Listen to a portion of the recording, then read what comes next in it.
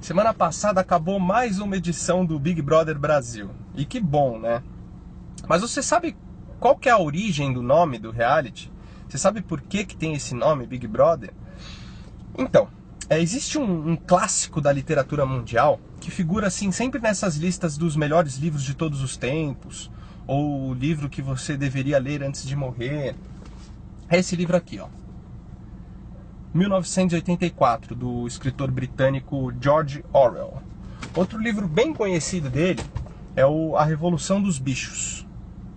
Tá? Aliás, o Revolução dos Bichos devia ser leitura obrigatória nesse período conturbado da política que a gente está vivendo, onde a esquerda tenta prevalecer no Brasil. Mas eu vou falar do 1984, tá? E assim, fica tranquilo que eu vou falar de uma maneira bem superficial, assim, vou puxar mais a parte conceitual do livro. Então, se você pretende ler, não vai rolar spoilers aqui nesse vídeo. O livro foi escrito em 1950 e a história se passa em um futuro fictício, no caso 1984, daí o título do livro. Então, nesse futuro, nessa distopia futurística, as pessoas são opressas por um sistema de governo muito mau e ao mesmo tempo genial. É uma espécie de ditadura comunista, que inclusive se assemelha à antiga União Soviética, acho que daí que o autor teve a inspiração. No livro, tudo que as pessoas faziam ou consumiam era imposto e produzido pelo governo. Ao longo do tempo, as autoridades, elas estrategicamente foram empobrecendo o vocabulário, né? Elas foram empobrecendo a linguagem falada, eliminando diversas palavras, modificando outras, e o povo achava que isso era ótimo, afinal eles achavam que o governo estava, na verdade, facilitando as coisas para eles, né? Tornando a linguagem mais fácil, mais coloquial. As palavras-chave que incentivariam um possível raciocínio crítico ou que incitassem qualquer tipo de oposição ao sistema, elas eram simplesmente eliminadas do dicionário. Esse novo vocabulário que estava sendo formado foi chamado de nova fala. A estratégia por trás da nova fala é muito simples. Chegou-se à conclusão que não se pode pensar em algo quando não existe o termo que o expresse. A nova fala era só uma das várias ferramentas que o governo tinha para minar os caminhos intelectuais que levassem a qualquer pensamento que destoasse do sistema, né? Que destoasse do estipulado pelo sistema. Por exemplo, como você pode pensar em uma revolução se essa palavra não existe? Como você pode perceber que algo não está legal à sua volta, que algo não está certo, se todas as palavras encontradas te levam à conclusão de que está tudo bem, que tudo está bom?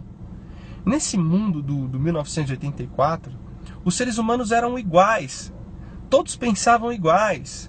A sociedade completamente manipulada, ela era conduzida sem crítica, sem resistência, para onde o sistema a levasse.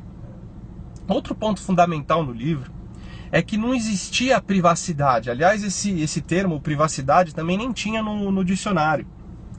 E as pessoas eram vigiadas pelo governo 24 horas, através de câmeras, né? Essas câmeras, elas tinham uma forma de tela, assim, pareciam televisões, eram chamadas de teletelas. Essas telas também transmitiam uma espécie de canal estatal que não poderia ser desligado, você não poderia ir lá e desligar a programação. E era transmitida uma programação justamente para fazer uma lavagem cerebral e tornar o povo ainda mais condescendente com o governo. Essas teletelas estavam espalhadas em todos os lugares. Nas ruas, nos estabelecimentos, nos trabalhos das pessoas e inclusive nos lares da população. E quem estava por trás de tudo isso, vigiando toda a sociedade, era o temido e ao mesmo tempo aclamado líder desse governo, que era chamado de Big Brother, o grande irmão. Inclusive ele possuía até um slogan, né? O grande irmão está de olho em você. Esse termo pairava ali na sociedade. Enfim, o reality show exibido pela Rede Globo tem esse nome inspirado nessa história. A ideia seria que nós, os espectadores dessa porcaria, fôssemos como o grande irmão do livro. Assistíssemos e vigiássemos tudo o que estava acontecendo. Mas você compreende que é justamente ao contrário? Quem assiste ao BBB não se encaixa no papel do Big Brother, o líder do universo do 1984. Se encaixa sim com aquela miserável população descrita no livro.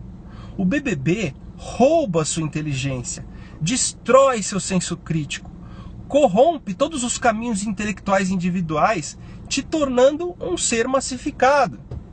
Enquanto você se distrai com aquelas intriguinhas ignóbeis do programa, com a linguagem chula dos participantes desprovidos de cérebro, com aquelas competiçõezinhas infames, infantis, e com aquela pornografia ali explícita, o sistema te conduz para onde ele bem entender.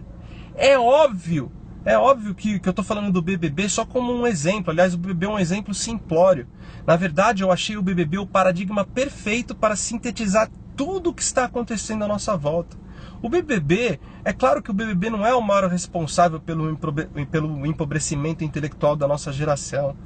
A maioria dos programas de TV hoje em dia é uma celebração ao fútil, ao vazio. Só que é a sua cabeça que acaba ficando oca e servindo de depósito para todo tipo de lixo. Hoje, a maioria das coisas que viram modismo, pode perceber, cooperam para a nossa alienação.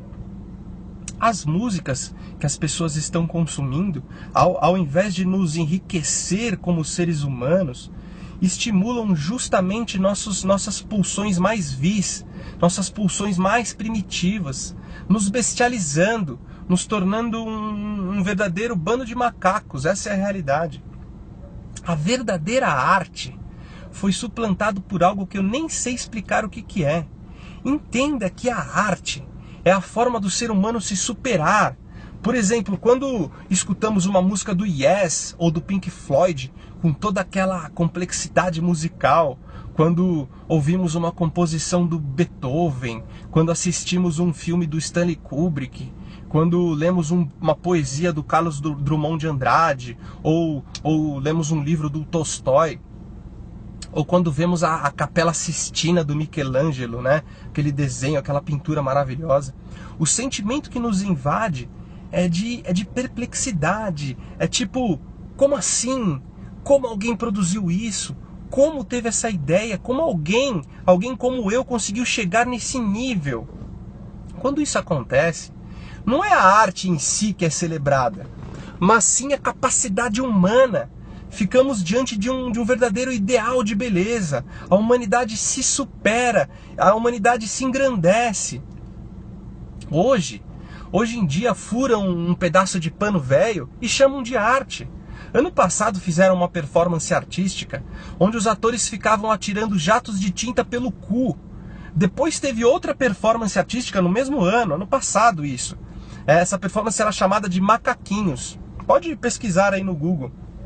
Eram 9 atores que ficavam agachados, rodando em círculos, um enfiando o dedo no cu do outro. Essa apresentação rolou no Centro Cultural de São Paulo e teve incentivo financeiro do governo. Pois é, o seu dinheiro financiou esse tipo de coisa. O fato é que para o ideal esquerdista, é bom que as pessoas fiquem cada vez mais alienadas e bestializadas. O que as pessoas não compreendem é que para a esquerda não quer que o indivíduo seja enaltecido. Eles não querem que a gente seja capaz de produzir algo verdadeiramente virtuoso, que necessite de dedicação, de muito estudo. Eles querem nos igualar por baixo. E um dos pontos a ser alcançado para isso é justamente a destruição da arte. E é muito simples você destruir a arte. É muito simples destruir o que verdadeiramente é arte. Basta não apoiar os verdadeiros artistas e glorificar todo tipo de porcaria como vem acontecendo. Por exemplo, você não incentiva a pessoa que se matou de estudar música, que estudou, que fez uma faculdade, e glorifica o funkeiro, enaltece esse cenário ridículo, nojento da atual música sertaneja. Pega todas essas músicas que incentivam a sexualidade da forma mais abjeta e coloca nisso tudo um invólucro de que é essa a expressão da música popular brasileira e coloca na nossa goela. O fato é que a partir do momento que ficamos bestializados, igualados por baixo, torna imprescindível a figura de um grande irmão, né? Torna imprescindível a figura de um ditador que nos conduza. E o grande paradoxo que a esquerda não sabe é que essa estratégia acaba ajudando o capitalismo. Pois o mercado de consumo, o capitalismo voraz, também se alimenta da nossa pobreza cultural. Também se alimenta da nossa pobreza cultural e espiritual. É provado que quanto mais rica for sua vida interior, menos você sentirá a necessidade de consumir engenhocas inúteis, trocar de celular todo ano, comprar sapatos desnecessários ou roupas que estão na moda. Ou seja, quanto mais os valores tradicionais forem corrompidos, mais ficamos dependentes do consumo, à mercê das campanhas publicitárias. E isso acontece porque não encontramos mais a realização dentro de nós. E justamente buscamos a realização no que o mercado nos oferece. O fato é que mudar esse quadro só depende de nós mesmos. Devemos buscar apreciar e entender aquilo que realmente é mais elevado no que tange a arte. Estimular nossa vida espiritual, cultivar um relacionamento profundo com Deus.